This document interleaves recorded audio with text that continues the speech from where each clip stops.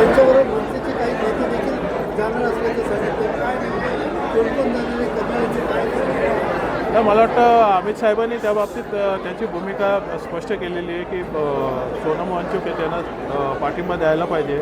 आणि एक माणूस मान्य राजसाहेबांनी पण आज पोस्ट केलेली आहे की एक माणूस धर्मेंद्र प्रधान यांचा राजीनामा मागण्यासाठी बसलेला आहे. नीटमध्ये 20 विद्यार्थ्यांनी आत्महत्या केलेली आहे, त्यासाठी बसलेले आहे आणि त्यांच्यावर कोणी लक्ष देत नाही आहे.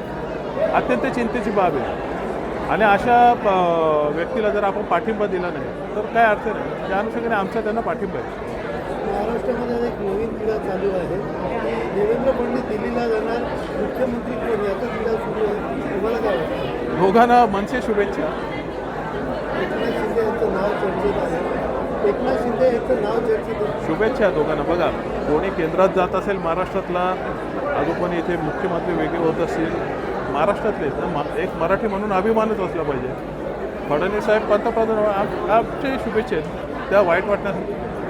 दोन्ही NCP एकत्र येणार आणि तसेच पाहिलं गेलं तर शिंदे आणि ठाकरे हे देखील एकत्र येणार. रवी राणा बोलतात. नाही बघा, हे त्यांचं काय चाललं माहीत नाही, परंतु NCP बाबत मान्य राजसाहेबांनी तेव्हाच भाकीत केलं असेल. तुम्हाला आठवत असेल की पहिली खेप गेले, दुसरी लवकरच जाईल. तो उशीर झाला. दुर्दैवाने अजितदादाचा दुर्दैवी अंत झाला, परंतु ही लोक तेव्हाच झाला असेल. आता यांचं काय चाललं आहे, सेना दोन्ही सेना एक होतील नाही होतील त्याशी आमचं काही माहिती पण नाही आणि आम्हाला काय देणं घेणं पण नाही.